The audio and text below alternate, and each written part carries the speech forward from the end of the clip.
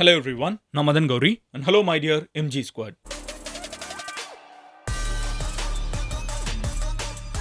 இந்த வருஷம் ஆரம்பிச்சு ஒரு மாசம் கூட முழுசா வரல.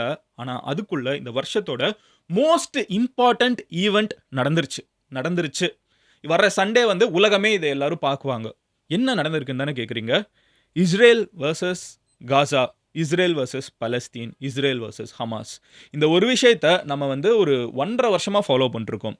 கிட்டத்தட்ட 1.5 இயர்ஸ்க்கு முன்னாடி அக்டோபரில் ஒரு நாள் வந்து ஹமாஸ் அப்படிங்கிற ஒரு அமைப்பினர் அவங்க பலஸ்தீன்லேருந்து காசாலேருந்து கிளம்பி போய் இஸ்ரேலிஸ் ஒரு மியூசிக் பார்ட்டி அட்டன் பண்ணிருக்கப்போ 100 பேருக்கு மேலே கொன்று 100 பேருக்கு மேலே கடத்தி அவங்க ஊருக்குள்ளே திருப்பி கொண்டு வந்தாங்க. அப்போ இஸ்ரேல் ஒன்று சொன்னாங்க, உலகம் ஃபுல்லாக சொன்னாங்க, நாங்கள் இந்த ஹமாஸோட கடைசி ஆள் இருக்கிற வரைக்கும் அழிச்சிட்டு தான் வெளியே வருவோம்னு சொல்லி காசாக்குள்ளே போனாங்க. விளைவு இதுவரைக்கும் யோசிச்சு பாருங்க, ஒரு மிகப்பெரிய ராணுவம், ஓகேவா, உலகத்தோட ஒன் ஆஃப் த ஸ்மார்ட்டஸ்ட் ராணுவம், பயங்கர டெக்னாலஜி இருக்கிற ராணுவம் வந்து மும்பை மாதிரி ஒரு சிட்டிக்குள்ளே, சென்னை மாதிரி ஒரு சிட்டிக்குள்ளே மொத்தமாக நுழைஞ்சாங்கன்னா அங்கே இருக்கிற ஊர் மக்கள் என்னவாங்க, 50,000 பேர் இறந்து போயிருக்காங்க இது வரைக்கும். இந்த போருக்கு ஒரு முடிவே இல்லையா? நிறைய ஆல் ஐஸ் ஆன் ரஃபான்னாங்க, எல்லாரும் அதை பற்றியே பேசிகிட்டு இருந்தாங்க. எல்லாருமே வந்து இதுக்கு ஒரு முடிவே கிடையாதா? உலகத்தில் இருக்கக்கூடிய நிறைய பேர் இதுக்கு நிறைய பிரார்த்தனைகள் எல்லா ப்ரேயர்லையும் மனசில் வச்சுட்டு இருந்தாங்க. முடிவே கிடையாது. பொதுமக்கள் இறந்துட்டு இருக்காங்க. 50,000 பேர் சுனாமி வந்து செத்த மாதிரி வந்து மனிதர்கள் செத்துட்டு இருக்காங்க. இதுக்கு ஒரு முடிவு வராதான்னு யோசிச்சுட்டு இருந்தப்போ நடுவில் 3 countries, Qatar, US and Egypt, இதுக்கு ஒரு முடிவு கொண்டு வரணும் அப்படின்னு சொல்லிட்டு பயங்கரமாக போராடிட்டு இருந்தாங்க. காரணம், இதுக்கு யார் முடிவு கொண்டு வராங்களோ அவங்களோட பேர் வரலாற்றில் நிற்கும். இப்போ ட்ரம்ப் வந்து புதுசாக அமெரிக்காவில் பிரசிடென்ட் ஆக போறாரு, பைடன் வந்து கிளம்ப போறாரு. பைடன் கிளம்புறதுக்கு முன்னாடி இதை எப்படியாவது பண்ணணும்னு சொல்லிட்டு ஒரு விஷயத்தை இப்போ செஞ்சுருக்காங்க, and that is cheese fire. நீங்கள் காலையில் எந்திரிச்சதுலேருந்தே நிறைய இடத்துல உங்கள் ஃப்ரெண்ட்ஸும் உங்கள் ஃபேமிலிஸும் யாராவது ஒருத்தங்க இந்த இன்டர்நேஷ்னல் விஷயங்களெல்லாம் ஃபாலோ பண்ணுறவங்க அட்லீஸ்ட் ஒருத்தங்களாவது இந்த மாதிரி ஸ்டோரிலாம் போட்டிருப்பாங்க, சீஸ் ஃபயர், ஒரு வழியாக வந்து பலஸ்தீனில் அமைதி திரும்பும் அப்படின்னு. பட் என்ன பிரச்சனைன்னு பார்த்தீங்கன்னா, சீஸ் ஃபயரை நிறைய பேர் விக்ட்ரி ஆர் டிஃபீட் அப்படின்னு ஏதோ ஒரு சைடாக எடுத்துக்கிட்டாங்க. இது போரோட முடிவு கிடையாது, இது போரோட பாஸ் பட்டன் தான். காரணம் என்னன்னு கேட்டிங்கன்னா, இப்போது என்ன நடந்திருக்குங்கிறத நான் உங்ககிட்ட சொல்கிறேன். 15 மாசமா காசால இருக்கக்கூடிய மக்கள் நரகத்தில் தான் வாழ்ந்துட்டு இருந்தாங்க. ஒரு சின்ன கம்பேரிசனுக்கு, இந்தியா மாதிரி ஒரு மிகப்பெரிய நாடு வந்து, ஒரு கம்பேரிசன் சொல்கிறேன், இதை தப்பாக எடுத்துக்காதீங்க, பட் இந்தியா மாதிரி ஒரு மிகப்பெரிய நாடு வந்து சென்னை மாதிரி ஒரு சிட்டிக்குள்ளே, மும்பை மாதிரி ஒரு சிட்டிக்குள்ளே வந்து தன்னோட மொத்த ராணுவத்தோட பவரை காமிச்சாங்கன்னா உள்ளே இருக்கிற மக்கள் என்ன ஆவாங்க? யோசிச்சு பாருங்களேன். நம்மளுக்கு எலக்ட்ரிசிட்டி உள்ளே கிடைக்காது, சாப்பாடு கிடைக்காது, தண்ணி எதுவுமே கிடைக்காதுல்ல. இதுதான் காசால இருக்கிற நிலைமை, ஓகேவா? காசாங்கிறது ஒரு சின்ன ஸ்ட்ரிப். இதோட மொத்த சைஸே வந்து நம்ம சென்னை மும்பை சைஸ் தான் இருக்கும்.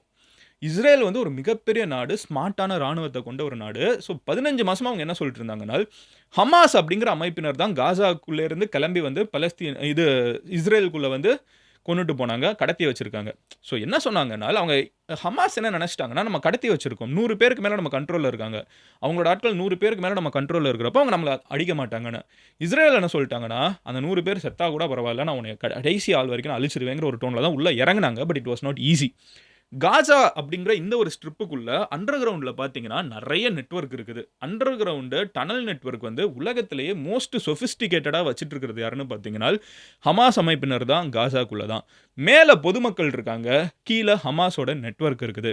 இஸ்ரேல் ராணுவம் மேலே இருந்து என்னதான் ஏர் ரைடு பண்ணி பயங்கரமாக குண்டுகளை போட்டாலும் பொதுமக்கள் இறந்து போகிறாங்களே தவிர ஹமாஸ் அமைப்பினர் நிறைய பேரை கொல்ல முடியுறதுங்கிறது, அழிக்க முடியுறது. இஸ்ரேல் எதை சொல்லி உள்ளே இறங்கினாங்களோ அதை செய்ய முடியலங்கிறதான் யதார்த்தமான ஒரு விஷயம். அதை செய்ய முடியலங்கிறது இன்னும் ஃப்ரஸ்ட்ரேஷன், இன்னும் தாக்குதல் உள்ள அதிகம், பொதுமக்கள் இன்னும் அதிகமாக இறந்து போகிறது, கடைசி வரைக்கும் ஹமாஸை வந்து கம்ப்ளீட்டாக அழிக்க முடியலங்கிறதான் இன்னைக்கு இருக்கிற நிலைமையும். 15 மாதம் கழிச்சு ஹமாஸுங்கிறது ஒரு சின்ன அமைப்பு கம்பேர் டு இஸ்ரேல் மாதிரி ஒரு மிகப்பெரிய ராணுவத்தோட கம்பேர் பண்ணிங்கன்னா, ஆனால் ஹமாஸை அழிக்க முடியவில்லைங்கிறதான் இப்போ யதார்த்தம். ஆனால் அதை அழிக்க முடியலங்கிறதுனால பொதுமக்கள் நடுவில் அண்டர் கிரவுண்டில் ஹமாஸ் இருக்காங்க, லேண்டில் பொதுமக்கள் இருக்காங்க, வானத்தில் சைடில் இறங்கி வந்து இஸ்ரேல் ராணுவம் இருக்காங்க, பொதுமக்கள் அஃபெக்ட் ஆகிட்டு இருக்காங்க. பொதுமக்களோட வாழ்க்கை லாஸ்ட் 15 மந்த்ஸ் எப்படி இருந்துச்சுன்னு பார்த்தீங்கன்னா, 50,000 பலஸ்தீனியன்ஸ், ஓகேவா, 45,000 to 50,000 பலஸ்தீனிய பொதுமக்கள், குழந்தைங்க, வயசானவங்க, பெண்கள், சின்ன சின்ன குழந்தைங்க எல்லாரும் இறந்து போயிருக்காங்க. 50,000 பேர். நான் தான் சொல்கிறேன், ஒரு சுனாமி வந்து அடித்தா என்ன கவுண்ட் சொல்லுவோமோ அதை வந்து 2 ஆர்ம்டு குரூப் சண்டை போடுறதுக்கு நடுவில் இருக்கக்கூடிய பொதுமக்கள் இறந்து போன கணக்கு. இஸ்ரேலிஸ் 1200 பேர் இந்த சைடு இறந்துருக்காங்க, இந்த சைடு பலி இல்லாமல் இந்த சைடு 1200 பேர் இறந்துருக்காங்க. இஸ்ரேல் என்ன நினச்சிட்டாங்கன்னா, கீழ நெட்வொர்க் வச்சு ஒருத்தன் இருக்கான். அவன வெளிய கொண்டு வரணும்னா என்ன பண்ணணும்? சீஜ் பண்ணணும். இந்த பழைய காலத்துல சினிமாலலாம் இந்த பழைய காலத்து கதைகளெல்லாம் காமிக்கிறப்ப காமிப்பாங்க. ஒரு கோட்டை இருக்குது. அந்த கோட்டைக்குள்ள ஒரு மன்னன் பதுங்கி இருக்கான்னா, அந்த மன்னன் உள்ள இருக்கான். அவன வெளிய கொண்டு வரணும்னா, தாக்க வந்த படை என்ன பண்ணுவாங்கன்னா, சுத்தி இருக்கிற எல்லா நெட்வொர்க்கையும் கட் பண்ணி விட்டுருவாங்க. அதாவது அந்த கோட்டைக்குள்ள தண்ணி போகாது குடிக்கிறதுக்கு. உள்ளுக்குள்ள வந்து சாப்பாடு போகாது. கிரெயின்ஸ் எதுவும் போகாது. எந்த மீட்டும் போகாது. முட்டை போகாது. எதுவுமே போகாதுன்னா, உள்ள ஒரு ராணுவம் இருக்குது. அந்த ராணுவம் எப்படி சர்வைவ் ஆகும்? ஒரு ராணுவத்துக்கு சாப்பாடு கிடையாது, தண்ணி கிடையாது, ஒழுங்கான நியூட்ரிஷன் கிடையாது. 1 நாள் 2 நாள் இல்ல, மாசக்கணக்கா, வருஷக்கணக்கா போச்சுன்னா, உள்ள இருக்கிறவங்க பை டிஃபால்ட்டே இறந்து போயிடுவாங்க. இல்ல மக்களே வந்து ஒரு கிளர்ச்சி வந்து, "போயா நான் பாட்டு சரண்டர் ஆயிட்டேன், வாழ்க்கைய பார்க்குறேன்னு" சொல்லி ஒரு கொந்தளிப்பு வந்துரும். இந்த மாதிரி ஒரு டாக்டிக்ஸ ஃபாலோ பண்ணுவாங்க. மாடர்ன் வார்ஃபேர்ல 2024ல 5லலாம் இப்படி ஒருத்தன் பண்ண முடியும்னு நெனச்சு கூட பார்க்க முடியல. பட் அத தான் இஸ்ரேல் பண்ணாங்க. ஸோ சுத்தி இருக்கக்கூடிய எல்லா ஈஜிப்ட் கிட்டேருந்து பார்டர க்ளோஸ் பண்ணி விட்டாங்க. இஸ்ரேலோட பார்டர்ஸ் எல்லாம் கம்ப்ளீட்டா க்ளோஸ் பண்ணிட்டாங்க. உள்ளுக்குள்ள சாப்பாடே கிடைக்காத மாதிரி பண்ணாங்க. இருந்தாலும் இந்த அண்டர் கிரவுண்ட் டனல்ஸ் என்ன பண்ணுதுன்னு பார்த்தீங்கன்னா, ஹமாஸ் அமைப்பினருக்கு தேவையான ஃபுட் நெறைய உள்ள வந்துருது, தண்ணி வந்துருதுங்கிறாங்க. ஆனா கடைசியில பாதிக்கப்படுறது யாருன்னு பார்த்தீங்கன்னா, மேல இருக்கக்கூடிய பொதுமக்கள். அவங்களுக்கு தண்ணி கிடையாது. So no water, no food. அப்ப எப்படி சர்வைவ் ஆனாங்க? Unhealthy water.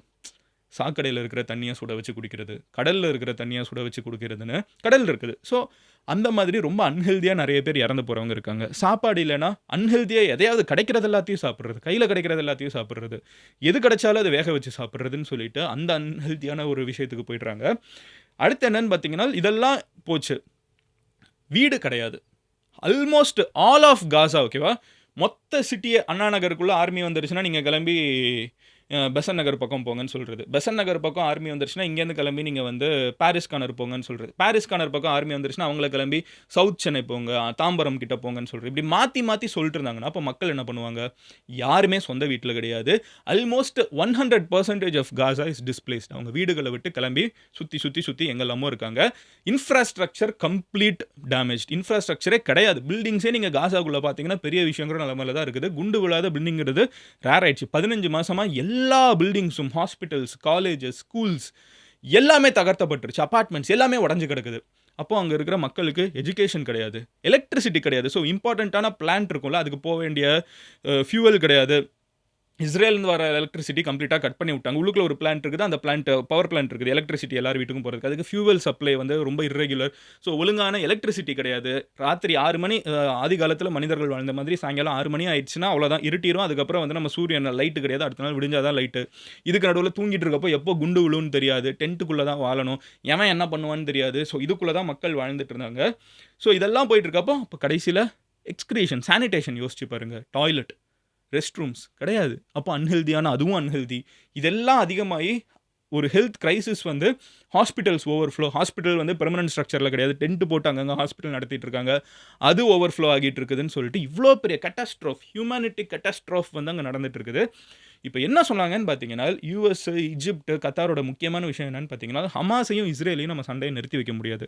ஹமாஸ் என்ன சொல்றாங்க? இஸ்ரேலே எங்களோடது தான். இஸ்ரேலிஸ் எல்லாரும் கிளம்பி போகணுங்கிறாங்க. இஸ்ரேல் என்ன சொல்றாங்க? இவங்க இருக்கிற வரைக்கும் எங்களை இங்க இருக்க விட மாட்டாங்க. எங்களை கடைசி வரைக்கும் அழிப்போம் அப்படின்ட்டு இருக்காங்க. ஸோ அப்புறம் பலஸ்தீன்ல யாருமே இனிமே வந்துடக்கூடாது இந்த மாதிரி கேள்வி கேட்கறதுக்கு பலஸ்தீனை கண்ட்ரோல் எடுக்கணும்னு நினைக்கிறாங்க. அப்போ இவங்க 2 பேரும் நம்ம வந்து சண்டையை தீர்த்து வைக்க முடியாது. முடியாத ஒரு விஷயம் தான். யாராவது ஒருத்தன் அடிச்சுக்கிட்டு சாகிற வரைக்கும் அடிச்சுக்கிட்டு இருப்பாங்க. அப்போ நம்ம என்ன பண்ணலாம்? சீஸ் ஃபயர் வைக்கலாம். பொதுமக்கள் இறந்து போயிட்டு இருக்காங்க நடுவுல. காமனா பலஸ்தீனிய பொதுமக்கள் அன்றாட வாழ்க்கைக்கு ரொம்ப நார்மலா இந்த சண்டை சச்சரவுக்கெல்லாம் போகாம இருக்கக்கூடிய பொதுமக்கள் இறந்து போயிட்டு இருக்காங்க. அவங்களுக்கு ஒரு விடுவு காலம் கொண்டு வரணும்னு தான் இந்த சீஸ் ஃபயரை ப்ரோக் பண்ணியிருக்காங்க. இந்த சீஸ் ஃபயர் என்ன சொல்லுதுன்னு பார்த்தீங்கன்னா, தாக்குதல்களை நிறுத்துங்க. 2 சைடும் தாக்குதலை நடத்துங்க. ஹமாஸும் இஸ்ரேல் அடிக்க வேணாம், இஸ்ரேலும் ஹமாஸ் அடிக்க வேணாம். 2வது என்ன சொல்றாங்கன்னா, 33 இஸ்ரேலிஸ், ஸோ 100 பேர் கிட்ட வந்து கொண்டு வந்துட்டாங்க, கடத்தி கொண்டு வந்துட்டாங்க ஹமாஸ். இவங்களெல்லாம் வந்து பிரிசனர்ஸ்னு சொன்னாங்க. இதில் 33 பேரை இப்போ ரிலீஸ் பண்ணுறதுக்கு டீல் அக்ரி ஆகிருக்குது. ஆல்ரெடி ஒரு 33 பேர் இஸ்ரேலி போட்ட குண்டுகளே இறந்து போயிருக்காங்க. ஸோ 66 பேர் கிட்ட வந்து இப்போ கம்மியாயிடுவாங்க. ஏன்னா 33 பேர் ஆல்ரெடி இறந்துட்டாங்க. ஒரு 33 பேர் இப்போ ரிலீஸ் பண்ணுறாங்க. மேபி இன்னும் ஃபைனலி இன்னொரு ஒரு 33 பீப்புள் இருப்பாங்க. யாரோட கண்ட்ரோலில்? ஹமாஸோட கண்ட்ரோலில் இன்னும் இருப்பாங்க. அதே மாதிரி எக்ஸ்சேஞ்ச் இஸ்ரேல் வந்து நூற்றுக்கணக்கான பலஸ்தீனியர்களை வந்து ரிலீஸ் பண்ணணும். ஸோ இஸ்ரேலும் சும்மா இல்லை, பதிலுக்கு பலஸ்தீன் சைடில் இருந்து நிறைய பேர் அரெஸ்ட் பண்ணாங்க. பொதுமக்கள் நிறைய பேர் அரெஸ்ட் ஆயிருக்காங்கன்னு கம்ப்ளைண்ட்ஸ் இருக்குது. குழந்தைங்களை அரெஸ்ட் பண்ணியிருக்காங்கன்னு கம்ப்ளைண்ட்ஸ் இருக்குது, பலஸ்தீனிய குழந்தைங்களை. ஸோ அவங்கள இஸ்ரேலும் ரிலீஸ் பண்ணணும் அப்படின்னு சொல்லிட்டு சொல்கிறாங்க. நூற்றுக்கணக்கில் இவங்க 33 கொடுப்பாங்க, அவங்க நூற்றுக்கணக்கில் ரிட்டர்ன் பண்ணுவாங்க. அடுத்து 4வது என்னன்னு பார்த்தீங்கன்னா, இஸ்ரேல் வந்து மிலிட்ரியை வித்ட்ரா பண்ணணும். ஸோ காசாவோட ஹார்ட்டுக்குள்ளே யோசிச்சு பாருங்களேன், நல்லா இருக்கிறதுலே க்ரௌடான ஏரியா இது சென்னையில், சைதாப்பேட் மாதிரி ஒரு ஏரியாவில் இல்லை இந்த மதுரையில் வந்து பெரியார்லாம் சொல்லுவாங்க. ஸோ அந்த மாதிரி ஒரு ஏரியா நல்ல ஹார்ட் ஆஃப் த சிட்டியில் இருக்கிற ஒரு இடத்துல வந்து ஃபுல்லாக மக்கள் வந்து இருக்கிற இடத்துல ஆர்மி இருந்தால் எப்படி இருக்கும்? நிறைய பேர் இறந்து போவாங்க. ஸோ இப்போ அந்த ஆர்மியை வந்து பார்டர் கிட்ட வித்ட்ரா பண்ணுங்கன்னு சொல்லி ஆர்மியை பின்னாடி கொண்டு போங்க அப்படின்னு சொல்லி ஆர்மியை கொண்டு போகிறாங்க. அண்ட் இது எல்லாத்துக்கும் முக்கியமான காரணம் வந்து கத்தார், எஜிப்ட், யூஎஸ் தான் வந்து இதுக்கு முக்கியமான காரணமாக இருந்திருக்காங்க. அண்ட் இதில் கடைசி விஷயம் என்னன்னு பார்த்தீங்கன்னா, இந்த பைடன் இதுக்கு அனௌன்ஸ் பண்ணிட்டாரு. அனௌன்ஸ் பண்ண உடனே ட்ரம்ப் இருந்துக்கிட்டு என்னால் தான் இது வந்துருச்சு, நாங்கள் எலெக்ஷன் ஜெயிச்சதுனால தான் இது வந்துச்சுன்னு ட்ரம்ப் வந்து கிரெடிட் எடுக்க பார்க்குறாரு. பைடன் இருந்துக்கிட்டு நான் இவ்வளோ நாள் பண்ணதுனால தான் இது நடந்திருக்குன்னு சொல்கிறாரு. பட் ரியாலிட்டி என்னன்னு பார்த்தீங்கன்னா, மோர் லைக்லி இது ட்ரம்ப் வந்தாருன்னா அவர் எப்படி பிஹேவ் பண்ணுவாருன்னு தெரியாது. பயந்து இப்போ இஸ்ரேல் ஒரு ஸ்டெப் கம்மியாக இருக்கிறதுக்கான வாய்ப்புகள் தான் அதிகம்னு எனக்கு பர்சனலாக தோணுது. ஏன்னா ட்ரம்ப் வந்து ஒரு எராட்டிக்கான ஒரு ஆள். போரை நிறுத்தி வைக்கணும், அவர் கமிட் பண்ணிட்டாரு. நான் உள்ளே வந்தேன்னா ஒரு மாதத்துக்குள்ளே எல்லா போரையும் நிறுத்தி வச்சிருவேன். அதுக்கு என்ன ஸ்டெப்னாலும் எடுப்பார். ஸோ அதனால 2 சைடு இப்போ சரி எதுக்கு அந்த ஆள் வந்து நம்ம கூட பஞ்சாயத்து பண்ணிட்டு நம்மளே ஒரு சுமூகமான முடிவுக்கு வந்துடுவோம்னு சொல்லிட்டு வந்திருக்காங்கன்னு தான் எனக்கு தோணுது. பட் இது வந்து ஒரு பாஸ் பட்டன் தான். நல்லா ஞாபகம் வச்சுக்கோங்க. ஹமாஸோட கோல் என்ன? இஸ்ரேலை வந்து கம்ப்ளீட்டாக அனுப்பிச்சிட்டு இஸ்ரேல் வந்து பலஸ்தீன மக்களோடதுன்னு சொல்கிறாங்க. இஸ்ரேலோட கோல் என்ன? ஹமாஸ்னு ஒன்று இருக்கவே கூடாது. ஹமாஸ்னு ஒருத்தன் இருக்கிற வரைக்கும் எங்களுக்கு தொல்லை தான். ஸோ ஹமாஸை நாங்கள் கம்ப்ளீட்டாக அழிக்க போகிறோம். அவங்க ஆயிரக்கணக்கில் இருக்காங்க, அத்தனை பேர் அழிக்க போகிறோம். அண்டர் கிரவுண்டில் இருக்காங்க. அப்போ பொதுமக்கள் மறுபடியும் தாக்குதலுக்கு உட்பட வாய்ப்பு இருக்குது. ரெண்டாவது இஸ்ரேல் என்ன சொல்கிறாங்க? இனிமே ஃபியூச்சரில் இப்படி இஸ்ரேல் மேலே எவனும் இப்படி பண்ணக்கூடாது. ஸோ இங்கே இருக்கிற பலஸ்தீனிய மக்களுக்கு வந்து எப்போவுமே நாங்கள் ஒரு செக் வைப்போம். உள்ளுக்குள்ளே வந்து ஆர்ம்டு ஃபோர்ஸஸை வைக்கிறது, அவங்கள வந்து என்க்ளோஷர்ஸில் போட்டு வைக்கிறது, இந்த மாதிரி ஏதாவது அவங்க பண்ண வாய்ப்பு இருக்குது. ஸோ இஸ்ரேலுக்கும் ஹமாஸுக்கும் இப்போ சுமூகமாயிட்டாங்க. பலஸ்தீன போர் முடிவுக்கு வந்துருச்சா அப்படின்னு கேட்டிங்கன்னா no, 100% no. It is a ceasefire. இன்னும் 33 பேர் இஸ்ரேலோட ஆட்கள் வந்து ஹமாஸ் கிட்ட இருக்காங்க. ஹமாஸோட 100கணக்கான பேர் இஸ்ரேல் கிட்ட இருக்காங்க.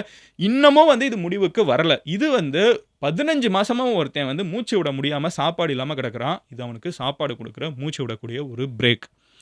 இது முடிஞ்சதுக்கப்புறம் ட்ரம்ப் ஆட்சியில் இருப்பார். இந்த சீஸ் ஃபயர் முடிகிறப்போ எவ்வளோ நாள்னு எக்ஸாக்டாக சொல்லலை. ஸோ இந்த எக்ஸ்சேஞ்ச் எல்லாம் முடிகிறதுக்கு ஃபியூ வீக்ஸ் வச்சுக்கோங்களேன். இன்னும் ட்ரம்ப் வந்து ஒரு வாரத்தில் வந்துடுவார், பிரசிடென்ட் ஆகிடுவார். ஸோ பிரசிடென்ட் ஆனதுக்கப்புறம் ட்ரம்ப் வந்து என்ன டெசிஷன் இதில் எடுக்க போகிறாரு, யாருக்கு சப்போர்ட் பண்ண போகிறாரோ அவங்க இதில் ஸ்ட்ராங்கர் ஆகிறதுக்கு ரொம்ப ரொம்ப வாய்ப்பு இருக்குது. ஸோ நீங்கள் இந்த வீடியோ முடிகிறப்போ ட்ரம்ப் யாருக்கு சப்போர்ட் பண்ணுவாருன்னு நினைக்கிறீங்க? இஸ்ரேலுக்கு சப்போர்ட் பண்ணுவாருன்னு நினைக்கிறீங்களா? ஆர் ஹமாஸ், காசா, பலஸ்தீன மக்களுக்கு சப்போர்ட் பண்ணுவாருன்னு நினைக்கிறீங்களா? ட்ரம்ப் யாருக்கு சப்போர்ட் பண்ணுவாங்கன்னு நீங்கள் நினைக்கிறீங்க? கமெண்ட்டில் சொல்லுங்கள். No matter what we doubt, Trump தான் உலகத்திலே மோஸ்ட் பவர்ஃபுல் பர்சன் அடுத்த 4 வருஷத்துக்கு. அவர் யாரை சப்போர்ட் பண்ணுறாங்களோ அவங்களுக்கு ஒரு அட்வான்டேஜ் இருக்குங்கிறதுல செகண்ட் தாட்ஸே கிடையாது. ஸோ யாராக இருக்கும் நீங்கள் நினைக்கிறீங்க? கமெண்ட்டில் சொல்லுங்கள். நீங்கள் பர்சனலாக என்னை ஃபாலோ பண்ணணும், மதன் கௌரியை பற்றி இன்னும் தெரிஞ்சுக்கணும் அப்படின்னு நினச்சிங்கன்னா என்னை தான் சொல்கிறேன். இன்ஸ்டாகிராமில் மதன் கௌரின்னு சொல்லி சர்ச் பண்ணுங்கள். It's verified profile. நீங்கள் அங்கே எனக்கு டிஎம்மில் அடுத்து நான் என்ன பேசணுங்கிறதையும் சஜஸ்ட் பண்ணலாம். உங்கள் ஃப்ரெண்ட்ஸ் யாராவது இந்த காசா, ஆல் ஐஸ் ஆன் ரஃபா, இந்த இஸ்ரேலி பிரச்சனை, பலஸ்தீனிய பிரச்சனையெல்லாம் ரொம்ப க்ளோஸாக ஃபாலோ பண்ணிருந்தாங்கன்னா அவங்கக்கிட்ட கடைசியில் அங்கே இருக்கிற மக்களுக்கு ஒரு மூச்சு விடக்கூடிய நிலைமை வந்திருக்குங்கிற நற்செய்தியை போய் சேர்த்துருங்க. Love you all, take care, bye, cheers and ஜீஸ்.